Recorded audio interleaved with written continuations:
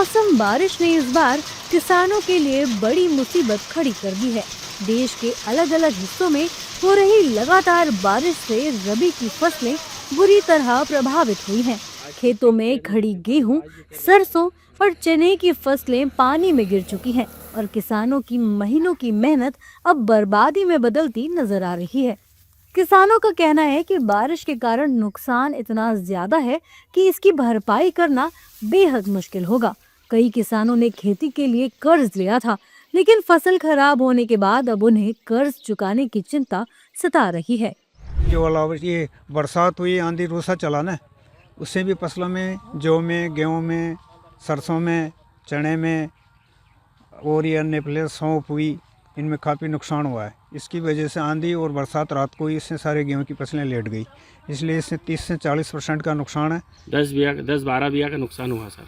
क्या लागत लगी थी आपकी इसमें? इसके 1 लाख के ऊपर हो गई सर। खाद बीज वगैरह सब आया, मोल लाया मैं सर।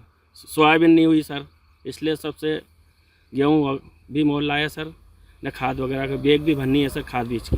फसल करना कि पहली रात आई रात में आई 2 बजे बरसात आई है। पहले 15 लाख रुपया मिन को लिया उधर भाई सहन लोग ले पर ट्रैक्टर मतलब लोन करा पर फसल की भी बाढ़ की भी जीरो बयो 1-2 घंटों में नष्ट कर दिया। हमें इनमें कहीं रुपये ही नहीं मिलने। हाँ इनमें कहीं मिलने है को है पूरा झाड़ का डी पूरा सब झाड़ दी, कहीं नहीं है।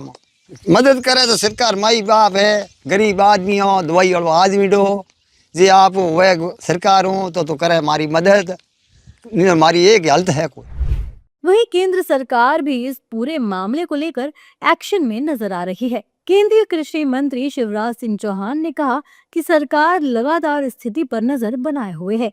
अधिकारियों को फसलों के नुकसान का सर्वे करने का आदेश दिया गया है ताकि किसानों को फसल बीमा का उचित पैसा दिया जा सके। फसल बीमा योजना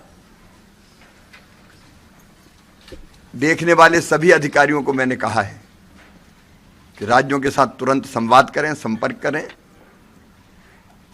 ताकि ढंग से क्रॉप कटिंग एक्सपेरिमेंट हो सके, नुकसान का आकलन किया जा सके और अगर नुकसान किसान को हुआ है तो ठीक ढंग से आकलन करके साइंटिफिक तरीके से फिर उनके बीमे की क्लेम बन जाए, ताकि हम अपने किसान भाई और बहनों की मदद कर सकें। जाहिर है कि सरकार द्वारा फसलों के नुकसान का आकलन किया जा रहा है और रिपोर्ट तैयार की जा रही है। ऐसे में उम्मीद है कि प्रभावित किसानों को जल्दी राहत पैकेज दिया जा सकता है।